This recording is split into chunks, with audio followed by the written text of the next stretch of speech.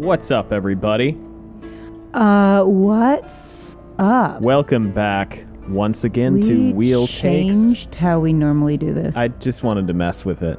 I wanted to throw everybody into a state of general confusion. It threw me into a state of general confusion. How about this? Hello. Hi. Welcome back once again to Wheel Takes, a podcast about the Wheel of Time, a series of fantasy novels written by Robert Jordan and completed by Brandon Sanderson. And sometimes we say Branbert or Jimden or Brobden or whatever. My name is Gus. I've read all of them. And I'm Allie, and I've never read a book. You know, you've actually made that exact joke like twice before, and it's still funny. Thank you. Over in the corner is Petey, who is panting because he's a little warm. But the air conditioning is on, so soon he will be less warm. So he just needs to suck it up. He just needs to take a minute, bask in the glow of the air conditioner. Why is it glowing? Shouldn't be. It's not. Well, really, the air conditioner is basking in the glow of our unreasonably beautiful dog. He is very, very handsome. People yell out the window of their cars at me about how beautiful this dog is. He's a very handsome No one's dog. looked at my face in a year and a half since we got this dog. We are here today. This podcast only contains spoilers for what Allie has already read. And today, that is technically everything up to and including The Gathering Storm, Chapter 7. Although this episode should only be Chapter 6. Allie? Yes. What's up?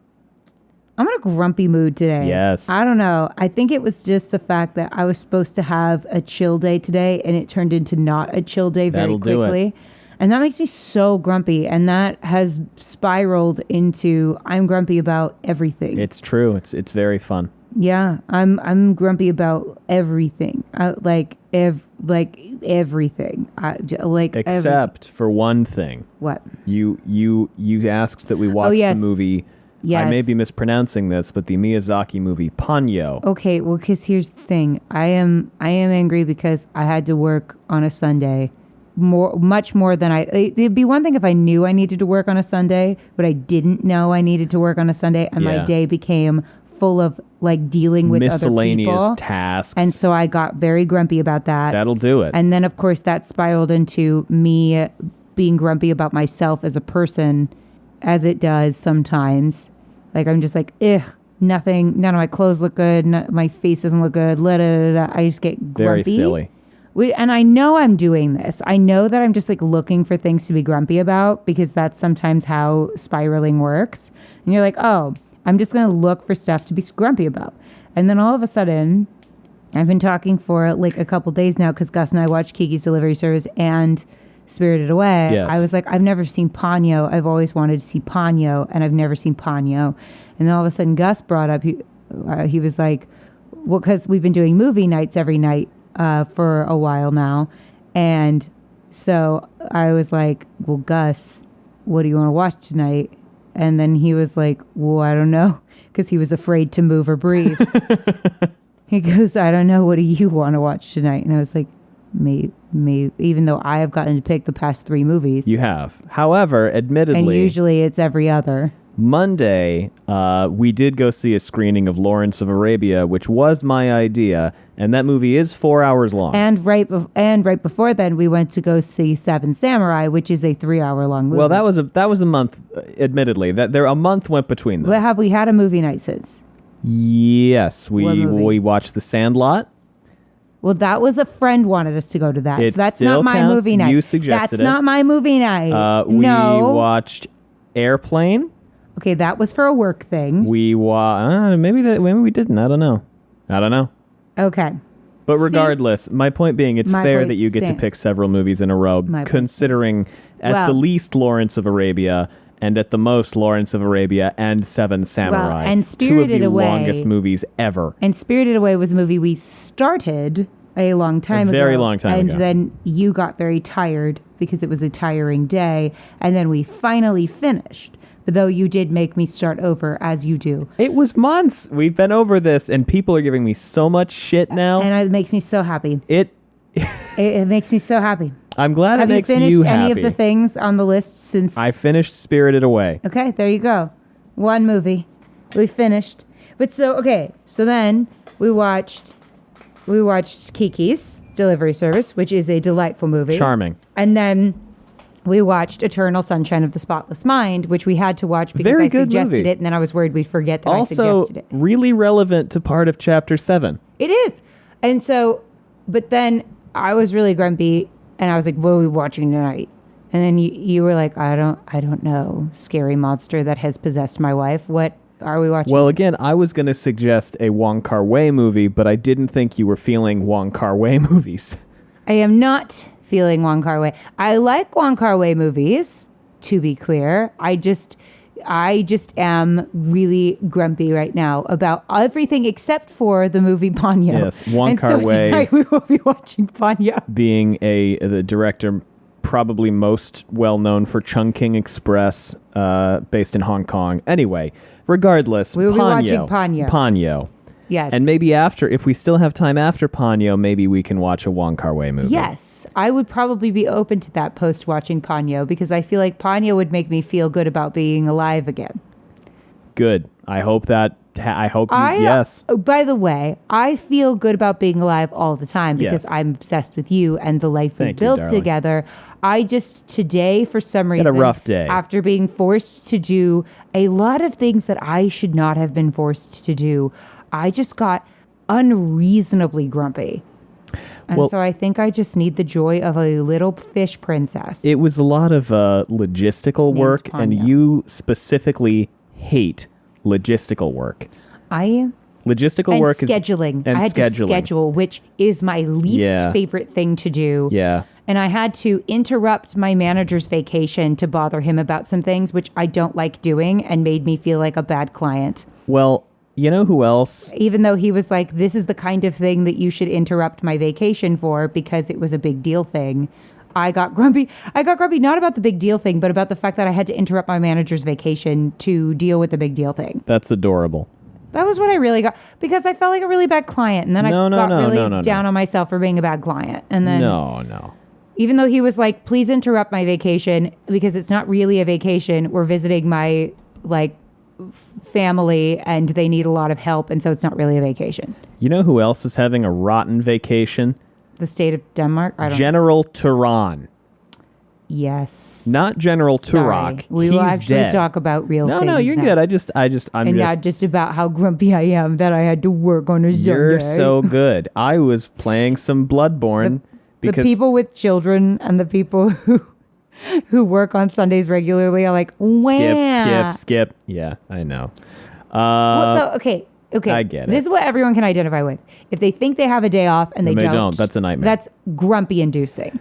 Last week I mentioned that I started Bloodborne, and I slagged off Bloodborne a little bit, just to rile people up, just for fun. I am having a lot of fun playing Bloodborne. I still like Sekiro more, but I'm really enjoying it. They're like, oh my God, are we still talking about all the things Gus doesn't finish, Miyazaki movies, and Bloodborne? It's funny, because we didn't even record these 2 episodes on the same day. I know. It's very funny. This was my grumpy day. Chapter 6, we're going to pick it up here, but before we pick it up, we need to know where we left off. So, Allie, where did we leave off? Rand. No, kind of. Semirog? Not Yeah. battle. Semirog, not battle. Semirog, not No, battle. Semirog, not battle. Semirog, not battle. We're not even stilling her. That Did we would say be what chapter wise. we're on? 6 and 6 7. and We're 7. talking about 6, but you've read through 7. Yes. I'm a little grumpy about the fact, speaking of grumpiness, that we're not stilling her. I do actually think that might be wise, but she can't show them forbidden weaves. She can't show them the Dr. Pepper weave. But remember when I said we should be stilling Maggedion, and then we didn't still Maggedion, and now we don't know where Maggedion is? Well, I mean, Nynaeve basically did say, we forgot to still Maggedion, and it didn't go so good, so maybe we should still her. I'm saying. It could be wise. We could probably learn from that experience, maybe. Chapter 6 is where we're picking up. It's called When Iron Melts. When probably not a good iron sign. melts. We've got cold iron and hot iron, but this is molten iron. Oh my God, I forgot about this. This was nutso. This was You know wild, what this is? Wild You know what pants. this shit is right here? What is it? Not ghosts. Not ghosts. Spooky stuff that isn't ghosts. Spooky. I miss the soundboard so much. Yeah. I love this stupid thing. this thing. We haven't used this in a minute. We can't use it for anything right now. Not really. Well, maybe Liana's sinking into the ground. Maybe, but I feel That like was nuts. I feel like we'll talk about it. We'll talk about it. That was quite the bubble of weevil. But I gotta say, man, I feel like the bubbles of evil have gotten a lot creepier, right? yeah. Because in the early books, they were like spooky and weird. And then in the middle books, they kind of came and went. And some of them were genuinely really fucking scary. Like Crossroads had some really fucking creepy ones. But there were also a lot of them that were just like, look, it's a ghost, which is creepy, but didn't really have any effect. Or True. like, the door moved, which is, again, creepy. But everybody was just kind of like, well, that sucks. We almost lost Liana. Liana almost fell into a fucking quicksand. And considering Speaking of Lawrence of Arabia, Arabia, there you go. That is I watched that movie. I went, oh, this is why everyone was obsessed with quicksand. Okay, can I drop spoilers for a movie that is very old? I think it is fair for us to spoil Lawrence of Arabia, considering that Lawrence of Arabia is based on actual things that happened. Here's the thing about Lawrence of Arabia. Oh my, and this is relevant. Promise. It's extremely. Lawrence of Arabia is highly relevant to the Wheel of Time. The entire time I was watching Lawrence of Arabia, I was like, okay, so every male fantasy and sci-fi writer of the 90s and maybe 80s got really high and part of the 60s. Lawrence of Arabia and went, I'm gonna write that shit down and put it in space. Well, Dune, right? Yes. Dune. Dune it's and Dune, Lawrence of Arabia are beat for beat. Beat for fucking beat so far of the two movies that I have watched of Dune are beat for beat. They're pretty similar. Same. They're pretty similar. Except that in Dune there are women in it. There are, in fact, no lines spoken by women in Lawrence of Arabia. There are two scenes with women in it. One has a woman's hand in it. Yes. That's it. And the other one is a bunch of women ululating as the guys march off to war. Yes. By the way, incredible fucking movie. Incredible movie. Just no women in it. Even though the main Arabic leader is Sir Alec Guinness with a spray tan. Incredible movie nonetheless. It's true. I read up. I was like, that's a white man. Yeah. A white man? Yeah. No. Listen, we went, all right, 1962. And you know what? Surprisingly progressive for 1962. All things considered. For the most part. Yeah. Not perfect. No, definitely a white savior movie. Definitely. That's true. Definitely. Yes. And yes. Yes. Yes. Yeah. Well, yes. Definitely. Yes. But the other message, and there was a white dude with a spray tan, but otherwise, and no women in it, but otherwise, everyone's going to be laughing because they're like, wait, how progressive is this movie? It's also based on things that actually, I think it's important for us to reiterate here, very much things loosely based around things that very much actually happened. Yeah. Like the whole council thing at the end, the movie actually made the council thing less lasting. Apparently in real life they ruled, I forgot the name of the city because it's Sunday and I can't think, they ruled the city for a few years until the French came in. We're like, fuck you guys, it's our city now. But don't you love when that happens? Yeah. Yeah. No, I mean, listen, it was great. Really good movie. There's just no women in it. Yes, and some other things that we've addressed. But all that to say, mostly the unfortunate spray tan. I read a little bit about, so we're going to talk about the Wheel of Time.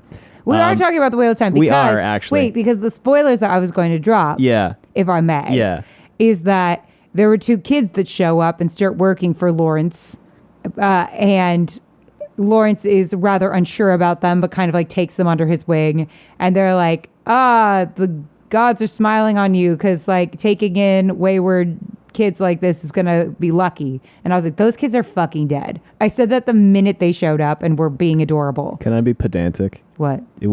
It's a monotheism. You said gods. All right, well, God. Sorry, I just thought, yeah. Go ahead. All right. Anyway, and then both those kids died. They do, in fact, die. Yeah. One of them falls into quicksand. And that's the relevant part of this whole conversation is that this kid gets trapped in quicksand and they try to save him and he just sinks, and it was very upsetting. And also I was like, potentially gave birth to all of the random things with quicksand in it in the 90s. Probably, too. yes. I feel this very strongly in my bones, that this made some kind of lasting impression on the people who were writing in the 90s. Well, because they would have seen it. The people who were like ascendant in their art would have making been young would when have they been watched young this. when they watched Yes. this. I talked to my dad about it, and he was like, "Oh yeah, watching Lawrence of Arabia for the first time, like on a big screen, was as when you formative when you were young, yeah. for me as like watching Star Wars for the first time." He's like, "It was there was nothing like it." Yeah. It was like a wild adventure movie that was also super dark, Extremely dark, 4 hours long. so long, had an intermission. Which we should bring back. Seven Samurai also had an intermission. We should bring back intermissions because I am sick of trying to time when I have to pee during a movie. But yeah. And you might say, Allie, drink less water. Fuck you. No, I won't. But look, is Lawrence of Arabia also kind of Rand al'Thor? Yeah, a little bit. Yes. No, I'm serious. Paul Atreides. Okay. Rand. Paul Atreides, Rand. Honestly, Star Wars. 100%. Yeah. Except literally that every movie. Star Wars doesn't have, Luke doesn't like, well, and that's I not guess me maybe saying the these are Ewoks. like cheap knockoffs. No. This is me saying there are 7 stories in the world. My acting teacher always says there are only 7 stories, and we have been retelling them in different varieties since the dawn of time. Yep. And that's fine. And that's fine. And you know what? It's about taking that story and doing something interesting and creative what's with it. your spin on it? But yeah, so they were like, I'm going to do Lawrence of Arabia in space. Or I'm going to do fantasy Lawrence of Arabia. Oh, yeah. No, watching Lawrence of Arabia, I just kept thinking of Star Wars and Indiana Jones. I kept turning to you and going, oh my God, it's Dune. Oh my God, it's The Wheel of Time. Oh my God, oh my God. Yeah. And I kept doing that. And he was like, other people are in this theater. You must stop talking to me. But not really. No, you were right, though. It was. No, you kept giving me a thumbs up. After a while, I didn't even have to say anything. I'd just go and look at you. Yeah. Which is the fun thing about marriage, is after a while, you just have to look at each other. Mm-hmm. Mm-hmm. Yeah. So then, So, and we've got the quicksand scene here. We've had multiple quicksand scenes in these books. Yes, we have. But I'm just like, I just want to know, was there as much of a conversation about quicksand prior to Lawrence of Arabia? I have to think that it was, because maybe, I don't know. Know. Because I feel like a significant amount of like Western cultural zeitgeist about exploration or adventure, or especially deserts, can be traced back to Lawrence of Arabia since the 60s. And a bunch of people, I was talking on Hot Nuance podcast about like all of a sudden there was this random, not random, but like kind of like simultaneous obsession with creating desert cultures in sci-fi and fantasy. Yeah. Like everyone had to have their desert dwellers and everyone had to have their horse lords. And I was like, could it be possible that we could trace this back a little bit to Lawrence of Arabia? All of these things where it was like our weird obsession with quicksand that made us all think that in adulthood we'd encounter this all a lot more than we do. Yeah. I can count how many times I've encountered quicksand on no hands. No hands. Never once. Never once. Thought it was going to be a much bigger problem. I hope I never do. I thought that was like a thing we needed to look out for. Sinkholes and quicksand. Yeah. And so far, so good on that. I feel like it's Lawrence of Arabia and Lord of the Rings. Horse lords. Horse lords. And Conan. Yeah. A Never-Ending Story, maybe? Wasn't that the 90s? 80s. 80s was Never-Ending Story. But 80s had the horse sinking into the Oh, marsh. yeah. So I'm like, could that have been influenced once again by Lawrence of Arabia? Maybe. It's also very possible that it was just in the general consciousness. Because of Lawrence of Arabia. I'm saying it's Lawrence of Arabia all the way down. You know who else went all the way down? The kid who sunk into the quicksand. It was very sad. And almost Liana, who almost sunk into the quicksand that was the building. Yeah. Big bummer. So we want to talk about it? Yeah, Allie, but first off, as we are 20 minutes in, do you have any notes? Okay, but this was all very relevant because I'm starting to think that Lawrence of Arabia has influenced all of popular culture. Kind of, yeah. I mean, it is... Lawrence of Arabia and Seven Samurai. Seven Samurai also... Which became High Noon? The Magnificent Seven. The Magnificent Seven. Same movie. But High Noon and a different one are the same movie, no, too. Yojimbo and the Fistful of Dollars are the same. That one is actually but there's a one shot-for-shot that's like ripoff. High Noon is also a ripoff of something, I think. That one's about a duel. Yes. I swear to God. Because No, I trust you. You took a class. Because I I know. took a class. Hold on. While you're doing your notes, I'll look it up. Okay, because I took a class in college called Cowboys and Samurai, which is about Westerns and samurai movies and kind of like their conversation that they had with each other. But High Noon was influenced by something. You get your notes. You find out. Okay, here's my notes. Half of his forces are dead. Jesus Christ. Yojimbo. Yojimbo is a shot-for-shot... A Fistful of Dollars is a shot-for-shot remake of Yojimbo. Oh. It may have been inspired by parts of Yojimbo. Then I can't remember. Yojimbo is I thought that a High Noon was tremendous movie, by also the one, way. but... It possibly, yeah. People. Ronin? What? Was there a movie called Ronin? Ronin? Yeah, but that's just a term for... There probably was a movie called Ronin. I haven't seen it. I think it started with an R. Not Rashomon. Because Rashomon is a trial movie, which also, No, not by the way, Rashomon. influenced and informed a bajillion things. We need to stop talking about film. I think it's fascinating. It is, but the Okay. people are here to hear us talk about quicksand, not quicksand. These are all related. I know. Okay. I'll have you know, Rodel, we Sean Chan learn from our mistakes. I know, every time that comes up. The Ravens had begun was the end of his thing. Yeah. As in, like, the Ravens were eating people. And I was like, banger line. Yeah. Liana POV, yes. I know. I was very excited about that. Loving Liana and Egwene's friendship. It's nice, isn't it? Odd how, okay, this is a quote. Odd how a novice to be instructed could be beaten, but a prisoner to be interrogated could not. Preach. Yeah. Honestly. I will not hear a thing against my women, Egwene and Liana at this time.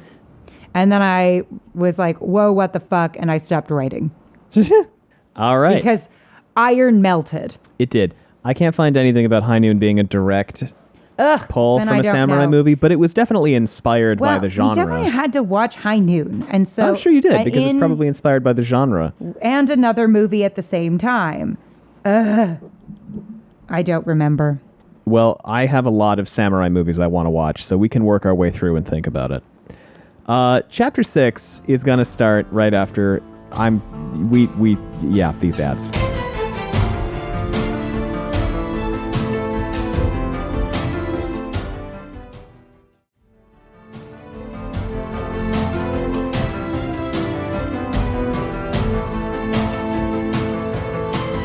At some point, we will stop dithering. No. Speaking of dithering, you remember how I talked about how I dither before I buy things? Yes. Remember that? Well, we were camping, and I bought this little lantern for the tent, and it was on sale. I was like, I'll grab this. I didn't do any research, and I thought to myself, you should... And then I went, nah, whatever. It's a Coleman. It'll be fine. It sucks. It broke, and it doesn't work when the battery pack is inserted. If the battery pack is unlocked and hanging halfway out, it works. But it doesn't work if the fucking battery pack is installed. So that'll teach me to not do research. Chapter 6, When Iron Melts, a Rodel chapter at the beginning. What is this? It is... What the fuck is I that? know. It's a cool one, That's isn't it? different. That's a newer one. That's some kind of fractal shape. It is something. Think of your grandmother's couch. Is it lace? Kind of. Yes, it is the lace. It is the weave coming undone.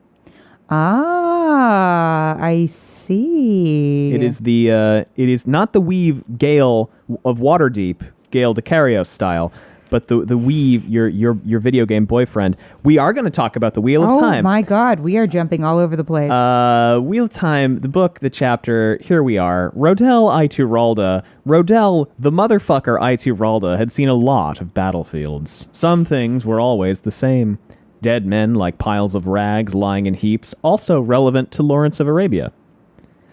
Ravens. Wait, say it again? Dead men. Oh, yeah, and the knife. Like piles of rags lying in heaps. And, like, knives. I mean, admittedly, any movie about war is going to be connected to that, but... Knives. No, dead men. No, but, like, people looking in the knife. There is that, yeah. Ravens eager to dine. If they bring that back in the show, if they have, what's his name? Taylor Napier, look into a sword that is bloody. Then that's a direct. Then that is a direct Lawrence reference of to Lawrence of Arabia Arabia reference. because he looked into a clean knife and his reflection. Anyway, we're gonna I'm sorry. We're not done talking about Lawrence of Arabia. It's a really good movie. It's really good. Each battlefield also had its own individual print. You could read a battle like the trail of passing game. Corpses lying in rows that were disturbingly straight indicated a charge of footmen who'd been pressed against volleys of arrows. Scattered and trampled bodies were the result of infantry breaking before heavy cavalry. This battle had seen large numbers of Shanshan crushed up against the walls of Darluna, where they had fought with desperation, hammered against the stone. One section of wall was completely torn away, where some Damane had tried to escape into the city. Fighting in streets and among homes would have favored the Shanshan.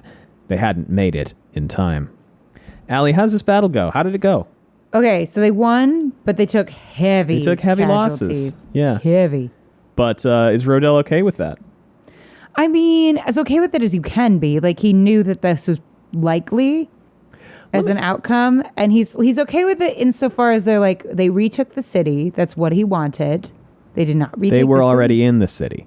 Yeah, but they kicked the Shanshan out. The Shanshan were coming to take Well, they the defended the city. They weren't trying to defend the city. What were they doing They there were trying then? to destroy this Shanshan army. Which they did do. Which they did. Yes. Yes. And That's yes. And they're like, you fools. People will just come back. Yeah. Like, Suroth's going to be pissed and bring her Rakin back. And I'm like, Suroth has been deposed. So who knows what she's going to do. But they don't know that. Who is a more dangerous person, a more competent person to have in charge, Suroth or Tuon? I don't really know Tuon as a leader. Yeah, that's fair. So it's really hard to say, but you can't get more dumbass than Suroth. That's so I'm also assuming true. she's an improvement. I would probably say yes. I think that we've seen enough of Tuon to And know Matt she has seems to rudimentary like strategy. her. Yeah. So, which I don't know why, but he seems to. And I guess I trust his judgment on that. I don't know. What was Rodel Ituralde's intention behind this campaign? Or what was his realistic goal? Destroy this one Shanshan army. Sure, but even broader than that. That's over now. Is he going to go home? No. No. He's going to keep pressing on. He wants to liberate the land correctly from the Shanshan. Does he consider this a realistic goal? No. No. Why is he doing it?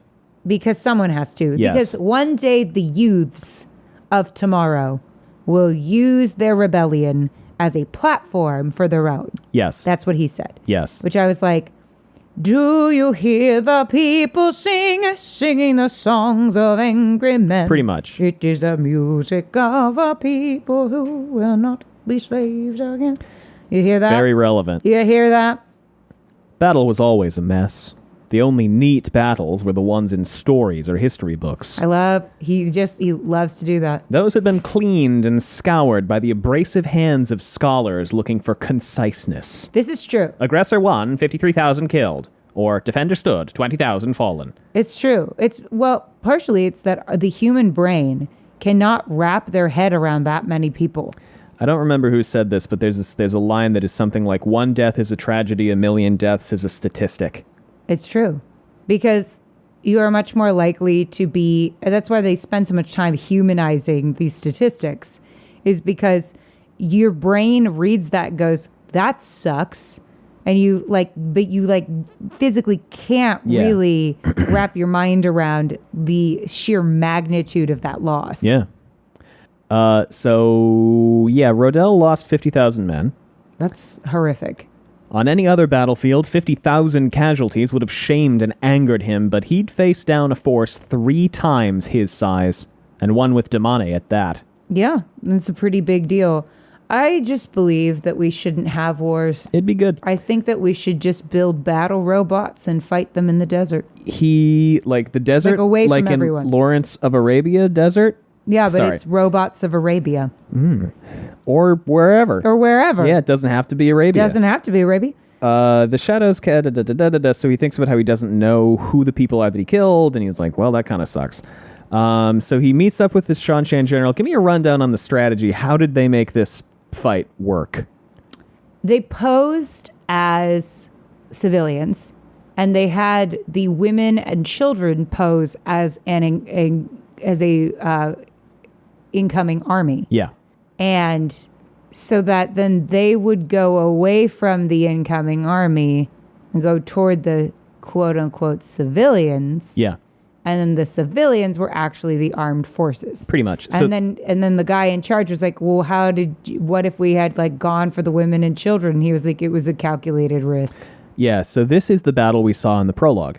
This is the outcome of that battle. Because I feel like eventually they would have been like, hold on. They're not fighting. Wait a minute. Yeah. This is the outcome of that battle that we saw start at the beginning of the book. Yeah. So yeah, he dressed up the camp followers in armor and had them basically march towards the Shanshan. The Shanshan ran away from them towards what they thought was a smaller force, and then they were like, may as well grab that city. And the city was full of people in the buildings. And the Shanshan are like, what the fuck? Like, we have Rakan. And he was like, you have air scouts and nothing else. So we were inside. Really see. Yeah. You can't really tell. Yeah, him then, Turan said, looking up at Ituralde. He was a stout man, far from tall, with a peaked nose. His close-cropped black hair was shaved 2 finger widths up each side of his head, and his helm lay beside him on the ground, bearing Actually sounds like a pretty dope haircut. 3 white plumes. I am, Ituralde said. They call you a great captain in Taraban. They do. It's deserved, Turan said, coughing. How did you do it? Us scouts. And they talk about all the stuff we just covered. And then he cuts his head off. Yeah. Turan also said, if we'd turned and attacked, and he goes, you wouldn't have. Your Rakan told you were outnumbered. Better to chase after the smaller force ahead of you. Better than that, to head for the city your scouts say is barely defended, even if it means marching your men near to exhaustion. Dang. Yeah. So anyway, I didn't mean to spend too much time. It's like, you were playing checkers, I was playing chess, buddies. Yeah. He was like, listen, I know y'all learn from your mistakes. I don't make mistakes. Ooh. That's cool. Boom. That's a good line. What do I have for this? What can I hit for the I don't really have a good button to hit for this. This is not right. This is terrible. No, I know. It's got to be something. I mean, the closest thing Mike's drop sound. is that. No. It's still not right. It's not right. No. I got to work on this. Yeah. You got to program in something. I got to fix that. For when Rodel Ituralde drops an incredible line. Rodel, the motherfucker Ituralde himself. I learned to swear yesterday. All right. So. He has the book to prove it. I do. You realize what you have done. High Lady Surath will never accept this failure. She will have to break you now, if only to save face. Luckily, she has been deposed. I know, but I can't drive you back by attacking you in your fortresses. I need you to come to me. You don't understand the numbers we have. What you destroyed today is but a breeze compared to the storm you've raised. Enough of my people escaped today to tell of your tricks. They will not work again. I guess I'll have to get some more tricks. You know you can't beat us, Turan said softly. I see it in your eyes, great captain. Ituralde nodded. Why then? Why does a crow fly? Ituralde did know that he could not win his war against the Shanshan. Oddly, each of his victories made him more certain of his eventual failure. The Shanshan were smart, well-equipped, and well-disciplined. More than that, they were persistent. So, yeah, but they suck. Ituralde goes to leave, and what does Turan say? He says, hasta la vista. He says, yo, man, before you go, can you real quick chop my head off? Yeah. Very Shogun. Because he doesn't want to have to apologize. Or making more references to other intellectual properties. Very Shogun. Very Shogun. Another thing that Robert Jordan was probably influenced by listen, way. I read Shogun, phenomenal book. It is the most Robert Jordan inspirational thing I have ever fucking read. I read that and I'm like, you just straight Robert up Jordan watched Lawrence of 100% Arabia, read Shogun, and you were like, yeah. And I got it. It's very clear that the prose style, the kind of the broad descriptions of events and of people and of actions and of what people look like. I'm like, this is the very, very Robert Jordan writing, I think. Yes. Definitely was an inspiration on him. And maybe there's an interview where Robert Jordan was like, I've never read Shogun and I think this guy's a hack. Then that's a lie. So yeah, that's that section. We switch to Liana Sharif. How's she? About to get quicksanded. About to get quicksanded. What She's are they? She's not having a good time. She's in prison. They're not giving her new clothes, which that sounds like it sucks. Yes. And she has to like wash her dress in front of everybody. Yes. So she's like in the buff, washing that dress in front of everybody. This is humiliating. Liana wore the same dress that she'd been captured in, and it had not yet been laundered. Every third morning, she removed it and used the morning's bucket of water after washing herself clean with a damp rag to clean the dress in her basin. But there was only so much one could do without soap. She'd braided her hair to give it a semblance of neatness, but could do nothing about her ragged nails. Ew. Liana sighed. This is not chill. What is she also ruminating on? How is she trying to get leverage, I should say? Come up in the world. Talk shit about Elida? No. Oh, flirting. It's not really working, though. Not really working out. She's kind of stinky. And she is like, I don't feel sexy. She's like, I don't have any deodorant. Yeah, I don't feel sexy, and it's difficult for me to act sexy when I don't feel sexy. That's very real That's of her. very valid. That's so valid. I agree. Hence, grumpy. Liana sighed, thinking of those mornings spent standing in the corner of her cell, hidden from sight, wearing nothing while she waited for the dress and shift to dry. Just because she was Domani didn't mean she liked parading about without a scrap on. Proper seduction required skill and subtlety. Nudity used neither. So, yeah, she's... All right. Wow. Yeah, so Egwene's there. What are they talking about? They're talking about how much Elida sucks, probably. Yeah, and like, she's like, well, what are they going to do with me? Because I've been in jail for a minute. I mean, that's a good question. I feel like Elida is so mercurial that would make me really nervous. Yeah. Because at any moment, that freaking pugnacious personality could just decide to lop your head off. Good word. Thank you. Good word. Thank you. Yeah. Tower Law was very strict about the questioning of fellow sisters. They couldn't harm her, particularly not with the power, but they could just leave her alone to rot. So she's talking to Egwene, and Egwene is like, "It sucks, and I'm gonna take care of it, and Elida sucks, and it'll be all right." And then she gets up, and she's like, "Why did I leave handprints on the bars?" Very good question. Very weird. And then Liana pokes at the bars, and they come apart. She's like, "What the fuck?" And they start bending, and then suddenly the stones beneath Liana's feet shifted, and she felt herself sinking. She cried out. Globs of melted wax started to rain down from the ceiling, splattering across her face. They weren't warm, but they were somehow liquid. They had the color of stone. So Egwene grabs her, and she's like... The room is melting. Hey, guards, can you fucking help? I feel like Robert Jordan was like, okay, I need something wild to happen. And then he just got super high and was like, melty room. I've heard of the floor is... the floor is lava. But this is ridiculous. Yeah. Or it's like, what if the furniture attacked? I do love that. Listen, I'm glad we're getting back to old-style bubbles of evil, because we did have... I like the bubbles. We did have the peddler sink into the ground, but it wasn't quite the same. We've just got a lot of ground sinkage. Yeah, we've got a lot of, like, people falling into things.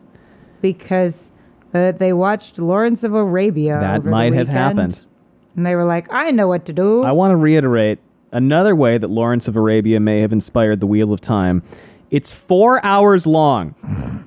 And a lot of the movie is just guys riding from one place to another place. That's true. A lot of the movie. And so much of the looking movie at stuff and talking about is stuff. guys riding around from place to place and looking at stuff and talking about things and thinking about people. And punching each other. And occasionally getting in fights and a lot of eyeliner. Looking at stuff and talking about things. And yet somehow it is, if you watch, we saw it in a theater. Apparently it's not nearly as fun if you watch it in your house. And somehow it's enthralling. Anyway, it really was. I think part of it is the vistas. As a piece of cinematic history, I think it is very impressive. And the shots are unbelievable considering they had a fraction of what we have now. Yeah. To get stuff done. Oh, it's insane. It's insane. 1962 for that? Unbelievable. Yeah. And they had camels and horses everywhere. Yeah. Oh my God. Yeah, so many people. Such a pain in the ass.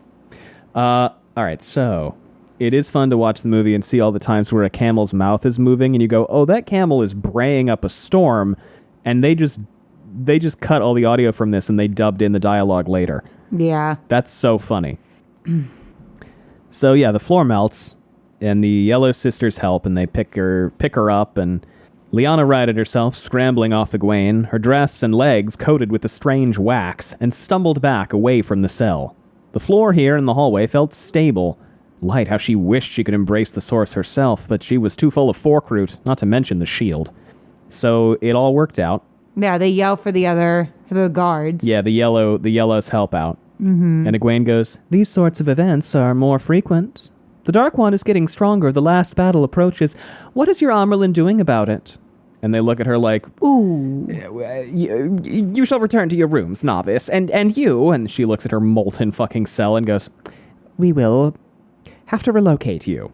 And she's like, and a new dress, please, and thanks. Why does she need a new dress? Because it's all waxy. It's got stone on it. It's got stone in it. Yeah. Yeah.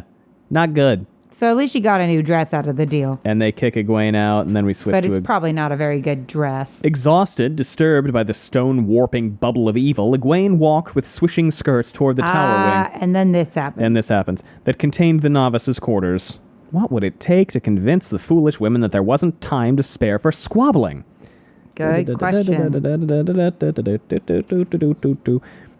She's like, how do you fucking keep these things from happening? It was hard to comprehend that this quiet evening had turned into a trap that nearly killed Leane. If even the ground itself could not be trusted, then what could? Nothing. Egwene shook her head, too tired, too sore to think of solutions at the moment. She barely noticed when the floor tiles turned from gray to a deep brown. And then she's like, I was what? like, Why is there a bunch of brown concerning. Aja here? What the fuck is going on? And they're like, why are you here? I am lost. You novice girl. Go back to your novice-y quarters. And she looks out the window. She's like, yeah, I'm in the right place. And she doubles back. And yeah, they're like, what the fuck? They're like, you're a novice. Why are you here? And she's like, look outside. Look out the window. And they're like, oh, no. Oh, dear. What happened, Allie? At the tower had a big switcheroo happen. Yeah, it freaked them with... The novice quarters got put right in between the brown Aja quarters. Yeah, a chunk of the brown Aja quarters teleported to the first floor, and the novice quarters teleported to the third floor. That'd be so unsettling. Really fucking bad. What if you were, like, standing on the line? Would you have gotten chopped? You're dead. Chop. Chop. Not good. Gotten chopped. Not good. Like the American television show. Yeah. Chopped. And everybody freaks out, and Egwene is like, this is getting worse. Like, I know we've been saying there's not enough time for 7, 8, 9, 10, 11, 12. 6 books now, but now there actually might be no time. Well, we're finally getting to a point where there really is no time. I know. You know, I frequently think back to Rand in A Crown of Swords saying to Perrin, I would do one minor thing, but there's no time, and going, sir, yes, there is. And now I'm like, actually now there's really not. We're getting kind of down to the wire here. And how do you feel about the increased incidence of bubbles of evil and general fuckery that's been happening the past book or so? Okay, here's the thing. I'm not a fan of it for them. No. I am a fan of it for me as a reader. It's fun for us. Mm-hmm. It's very fun for us. I'm like, ooh, scary, spooky, scary shit. Yeah. Keep on happening, spooky, scary shit, because it's really fun to read. Because I went, oh, and then I went, has there been 2 bubbles of evil in the same chapter? Yes. But it happened at the Stone of Tears. So it's been 87 books since 2 bubbles of evil happened in the same chapter. Oh, yeah. You mean there were 3. 3 of them, yeah. Rand versus... So we didn't see one of them. Rand versus Reflection, Perrin versus Axe. Matt versus Cards. We saw all 3 of those. Oh, yeah, we did. Yeah. And we haven't had a double bubble since then. A double bubble? A double bubble. This is a double bubble. That's the name of the episode. The double bubble. Bubble. Double bubble. Yeah. Double bubble max. Wasn't that a type of double bubble for a while? Probably. The max? gum? Yeah. When everything was Max back in the 90s. They loved Max. They loved Max. They loved things with Z's. Z's are still cool. Double O, anything. Like Zooms. That is also still cool. All of these things are still cool. Okay, no, but they don't do what they used to, where they like put a Z at the end of the word and then like go, that's marketed to children. That's true. Okay, well, I actually think we may have exhausted what there is to talk about in this chapter. Do you have anything else you want to talk about? The nature of war, the nature of cosmic evil, Bloodborne, Lawrence of Arabia, Ponyo. Anything else you want to touch on? We do unfortunately need to split these two chapters into 2 episodes just because of restrictions on our time right now.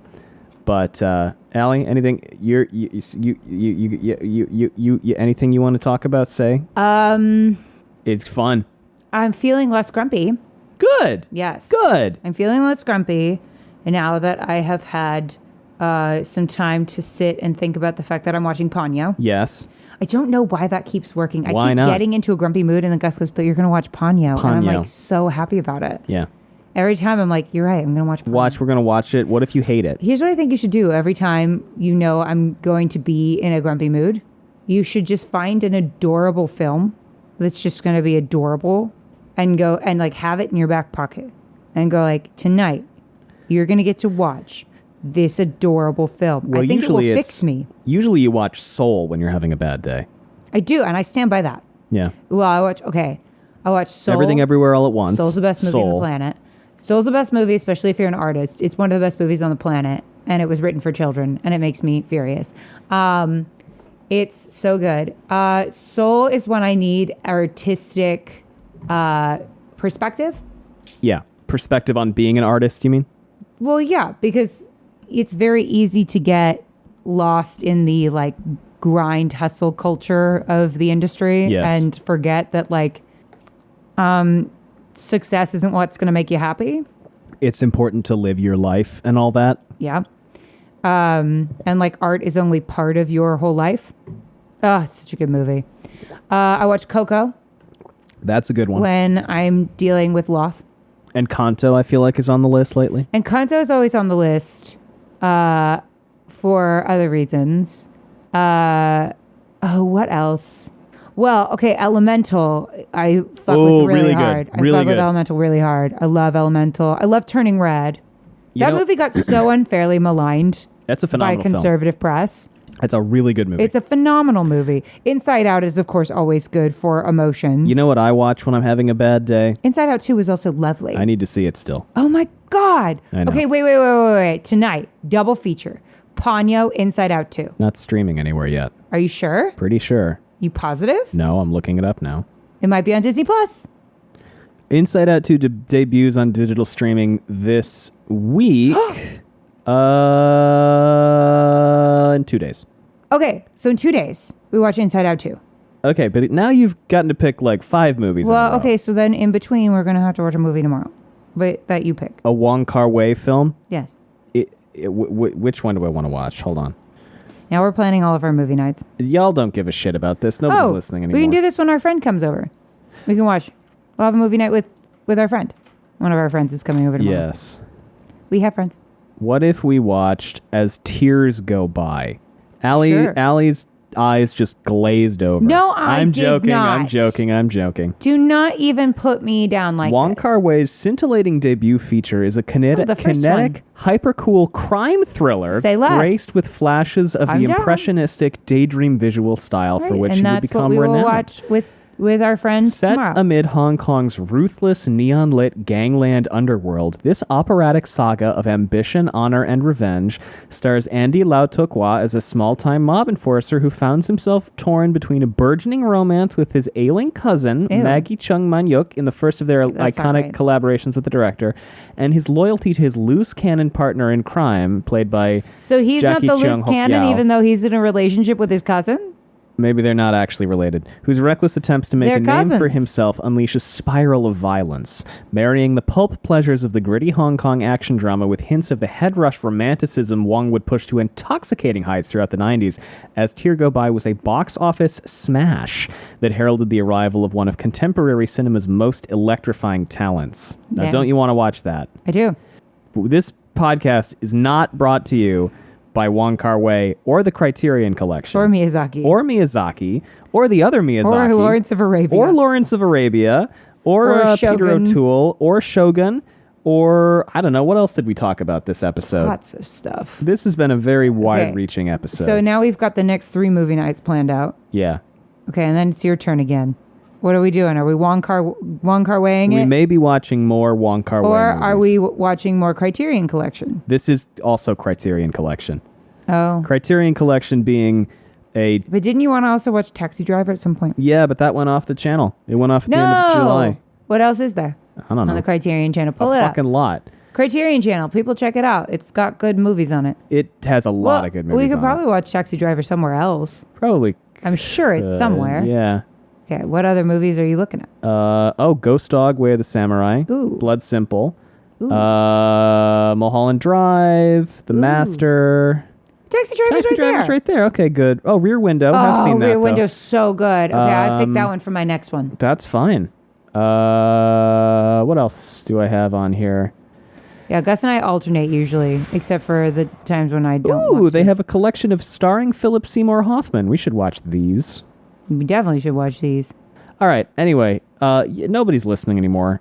So, you don't know Thanks that. for listening to us talk about everything except the Wheel of Time today. That's not true. We talked about the Wheel of Time a bunch. We talked about the Wheel of Time for 25 minutes. Well, there wasn't a lot to talk about. Liana almost fell through a floor. That's true. Which we related back to To Lawrence of Arabia. Yes. So a lot of that was just us talking about the chapter. That's true. Thanks for listening, everybody. We have social media if you want to know what we've got going on. It's linked down below. I guess follow my Letterboxd. I don't fucking know. Well, okay, follow Gus's Letterboxd because Gus is doing I don't intentionally know how to okay, follow someone on read a couple of these. Letterboxd. Read a couple Want me to read of some? these. Okay, Yes. we watched Eternal Sunshine of the Spotless Mind, and I said a film about a highly dysfunctional workplace. Which is true. We watched Spirited Away, and I said I would take a bullet for that little rat. It's true. Lawrence of Arabia, I wrote, got jump scared every time Sir Alec Guinness showed up. because he's got a he's spray got a tan, horrible spray and tan? I and read. it made us very uncomfortable every time he showed up. I read the Wikipedia page, parts of it, and apparently Alec Guinness patterned his Arabic accent after a conversation he had with Omar Sharif. Well, It's not bad. It's not. He's just white. he's just so clearly white. Yeah. That I was like, hang on. Oh, here's a that's good one. white guy, and then got relieved every time Omar Sharif showed up. The Sandlot. My review, big ass hat. It's true. Every time he has that hat on, I'm like, oh my god. Chungking Express. My review, kind of a suspicious quantity of goldfish. It's true. That was a lot of goldfish. There were a lot of goldfish in that movie. She keeps bringing goldfish to his house. Kiki's delivery service. Kiki's mom could have given her a change of clothes or something. That did strike me as odd. She only had one dress. I was only like, had she one. could have had more dresses than that. All right. Well, thanks for listening, everybody. We have social media if you want to know what we've got going on. It's linked down below. We also have a Patreon if you want to support us that way. It's patreon.com/wheeltakes. And you can always leave us a rating and or a review, which helps a lot. Other than that, anything else, Allie? You now know way more about our movie nights than you ever wanted to. Thanks for listening, everyone. Bye. Bye.